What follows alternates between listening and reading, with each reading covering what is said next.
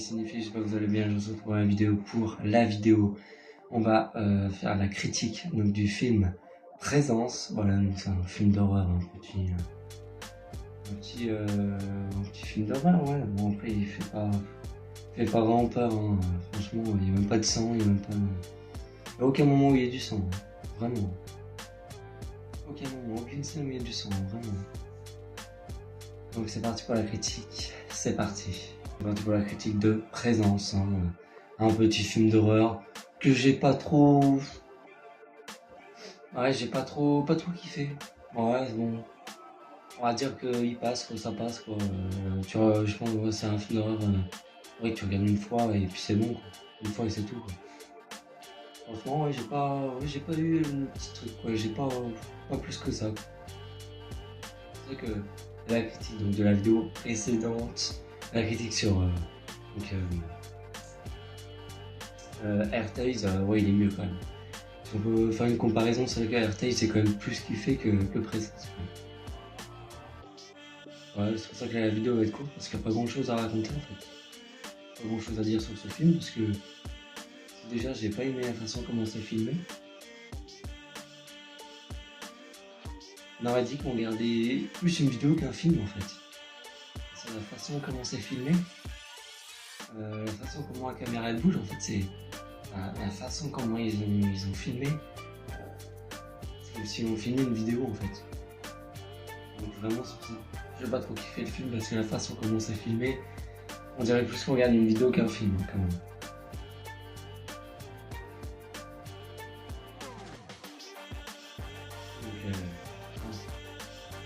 Se regarder juste une simple vidéo avec des musiques et puis un générique à la fin et c'est tout. Mais on a l'impression qu'elle regarde plus une vidéo qu'un film. Donc ouais, la manière dont c'est filmé, j'ai pas aimé. C'est pas filmé comme un vrai film. C'est ça qui m'a gêné. Donc c'est pour ça qu'il n'y a pas grand chose à dire sur ce film, que la vidéo va être assez courte.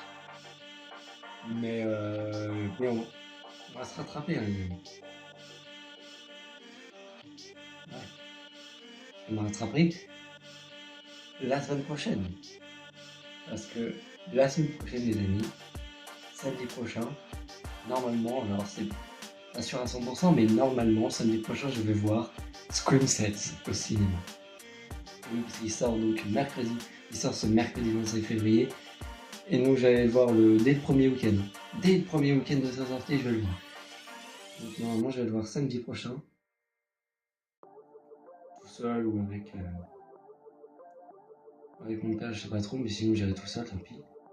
Je vais même aller le voir peut-être 2-3 fois au cinéma, je pense que je vais aller le voir. Parce que vraiment, je vais aller voir avec ma copine samedi prochain, mais quoi de papa, donc voilà.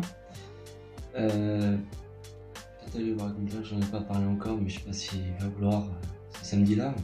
Sinon, j'irai tout seul et j'ai prévu d'y retourner une deuxième fois pour cette fois avec ma copine. Et si mon père vient pas avec moi samedi prochain, j'y retournerai une troisième fois avec mon père. Voilà. Donc je vais peut-être aller le voir 2-3 fois au cinéma. Hein. C'est comme ça, quand même. Rendez-vous compte quand même, 2-3 fois au cinéma. Hein. Putain. Vraiment ça me dérange pas. Hein. Après je l'ai pas vu encore, donc je sais pas s'il est bien, mais je pense qu'il va être bien. Je pense que je vais le kiffer quand même. Donc, la semaine prochaine, évidemment, les amis, normalement, je pense que ça va sortir dimanche prochain, la critique sur Scream 7. Et oui, qui marque aussi donc, le retour de Neve Campbell, donc de Sidney Prescott. Et oui, le retour de Sidney. Donc voilà, on en parlera ça donc la semaine prochaine, normalement. On présente ensemble. C'est l'histoire en fait d'une famille qui arrive dans la maison, dans une maison justement où il se passe des choses un peu bizarres. Déjà je vous dis tout de suite, vaut mieux un Conjuring, hein, c'est bien mieux que Présence. Donc du coup c'est l'histoire d'une famille, donc déjà c'est une femme qui vend justement la maison et elle fait visiter la maison à une famille. On sent que la maison sont encore sur le marché, vous voyez, elle n'est pas annoncée encore en vente, elle n'est pas sur le marché encore, elle n'est pas sur le marché de vente de maison encore, non, Mais les gens viennent visiter quand même, donc c'est la toute première famille à visiter la maison.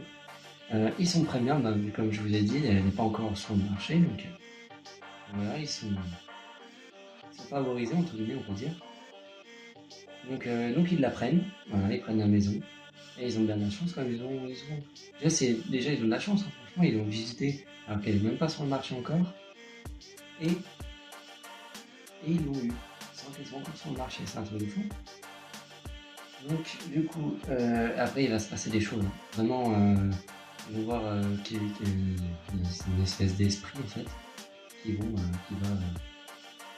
va faire bouger des objets, qui va faire comme une sorte de tremblement de terre, donc ça va faire bouger les meubles, ça va faire, enfin pas bouger mais trembler les meubles, ça va faire tomber des choses, ça va même faire, ça va même casser l'armoire, ça va faire tomber les étagères dans l'armoire. Ouais, c'est vrai qu'il va se passer des choses assez jolies.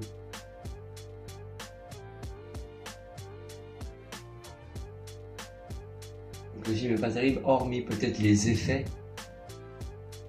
spéciaux et les choses qui tombent, tout ça, c'est assez bien fait, mais sinon le film, pas terrible.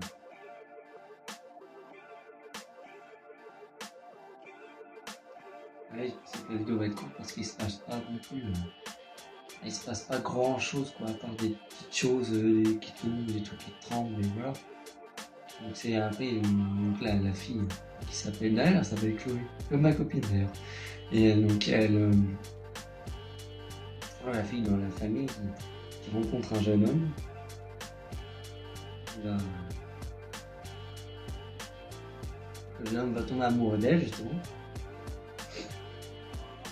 Ils vont coucher ensemble. Donc on les voit un peu coucher ensemble. Hein. Je vous épargne les détails, hein, mais vous voyez comment ça se passe. Hein, donc on les voit coucher ensemble. Après, on voit pas vraiment non plus. Hein. Il y a la côte dessus et tout, donc on voit quasiment rien.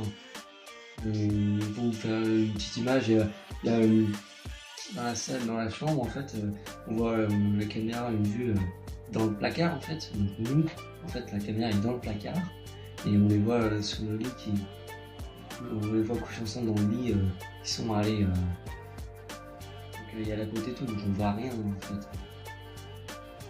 Mais vraiment, je vous jure, il n'y a pas de sang du tout dans le film.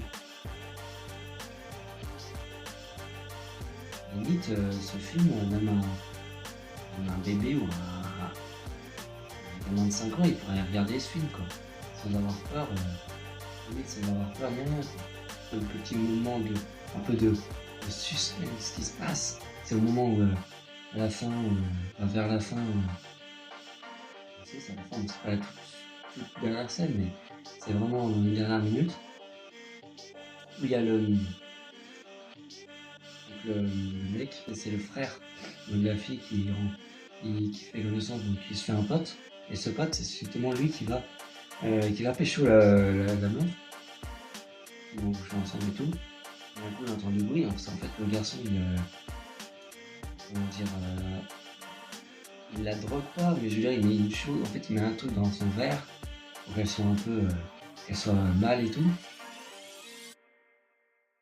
En fait, lui, il voulait se mettre en couple, il était tombé amoureux d'elle et tout, sauf que finalement, parce qu'elle était pas stable, elle était un peu bizarre et tout, du coup, elle voulait pas, du coup, elle a dit non, elle voulait pas être avec lui, du coup.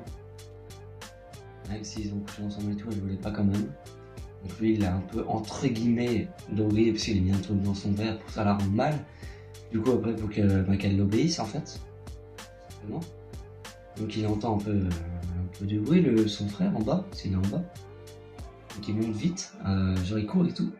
C'était le seul moment où il y a entre guillemets un peu d'action dans ce film d'horreur. Donc il court vite dans la chambre et tout, puis là, il l'attaque, il fonce sur lui, il le prend. Genre ils font sur lui en fait, comme s'ils faisaient une prise de rugby en fait. Il comme ça, et puis hop, ils passent tous les deux par la fenêtre et bah, c'est la mort. En fait. Les deux sont morts. Voilà.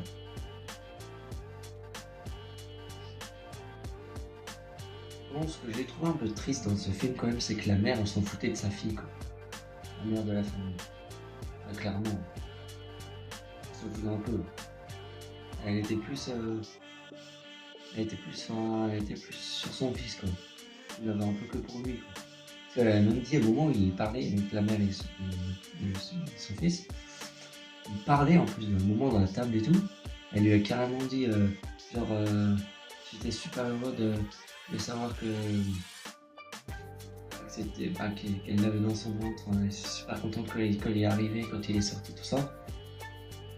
Et puis il lui a dit, son fils lui a dit, mais t'as une fille et tout aussi. Puis elle lui a carrément dit, sa mère, elle a carrément dit à sa fille, bah, pas en face, mais elle a dit à son frère, elle a dit, ouais mais ta soeur c'est pas pareil. Ah ouais, mais vraiment, c'était un peu méchant ce qu'elle lui dit quand même. Mais bon. Donc après, bah, de toute façon, le fils il va mourir, comme je l'ai dit, parce qu'il est deux pour défendre sa petite soeur. Il a chopé le gars, et ils sont tous les deux passés par la fenêtre. Hein. Et la fenêtre de tout en haut. Du coup, bah, les deux, bah, ils sont tombés sur le dos, bah, voilà, plus personne. Les deux, ils sont morts. Et donc après le film finit sur un plan. Bah, il y a un moment, elle va vers le miroir de la maison, sa mère, et elle le voit. Elle voit la silhouette de son fils, quoi, qui est mort par la fenêtre. Elle crie et tout, elle a dit mon bébé et tout, donc je le vois et tout. Ouais, elle était pas vraiment là en fait. Elle était là, mais pas vraiment là. Elle imaginait dans sa tête, quoi. Elle a halluciné. Et donc le film finit sur un plan sur la maison et tout, et voilà, c'est tout. Voilà, je vous avais dit que la vidéo n'allait pas durer, parce qu'il n'y a pas grand chose à raconter. Pas grand chose à dire sur ce film en fait. Tellement qu'il est pas bon en fait, il est pas très très bon. Il est un peu mauvais quoi. Donc la note va pas être très bonne quoi. D'ailleurs je vais l'annoncer maintenant la note que je mets, parce que maintenant je mets toujours une note à chaque fin de critique sur les films. Donc je note, ma note que je donne à ce film Présence est de 5,5. Et oui, je vous avais dit qu'elle n'allait pas être très très bonne, non c'est quand même plus de la moyenne. C'est quand même 0,05 au-dessus de la moyenne, mais je vous avais dit qu'elle n'allait pas être très très bonne la note. Parce qu'il est pas très très bon. Enfin, je veux dire, il sert un peu à rien en fait le film. En fait. Parce que c'est un film d'horreur, mais il fait même pas peur. De deux, il n'y a même pas de sang. Dans un film d'horreur, il y a toujours du sang quand même. Même s'il y a des films d'horreur où ça fait peur, il n'y en a pas beaucoup, mais il y en a quand même. Et là, il n'y en a pas du tout. Ça fait pas peur.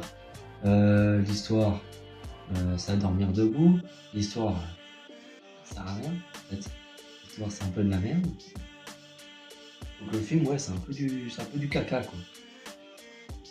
Le film n'est pas terrible, quoi. Donc non, donc oui, il mérite bien son 5,5 sur 10. Voilà.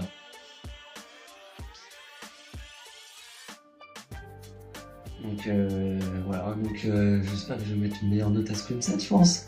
Ouais, je pense que si, quand même. Ah, je pense que ça va être sûr, quand même. Ah, je pense que je vais le kiffer, je pense.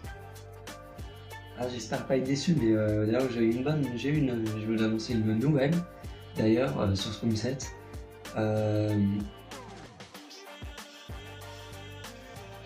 Déjà, je vais vous annoncer, donc je sais pas si vous avez pu voir hein, quand on est sur les sites des cinémas et tout, on peut voir combien il va être en fait de sa tranche d'âge, en fait, sa limite d'âge. Donc le film va être, donc Scream 7 va être interdit au moins de 12 ans. Voilà, ça a été annoncé, enfin annoncé pas vraiment, mais ça a été mis quand on va sur les sites des cinémas.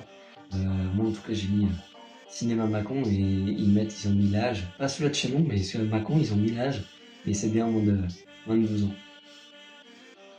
Évidemment, sur le cinéma de Chalon et Macon, il n'y a pas encore les séances, hein, ils sont en cours de programmation, les séances, les horaires, mais on sait l'âge en tout cas, quand on va sur le site du cinéma de Macon, on voit l'âge, donc il va être interdit au moins de 12 ans, voilà, 22 ans, Scream 7. Donc normalement, je vais le voir normalement samedi prochain, soit avec mon père, soit tout seul. Voilà.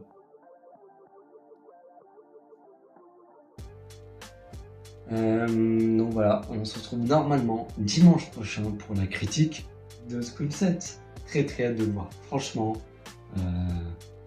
J'ai très très hâte de le voir, franchement.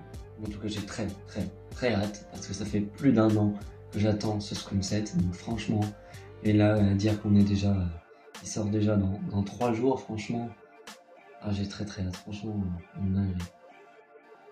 Donc voilà, j'espère que cette vidéo vous aura plu sur la critique de Présence.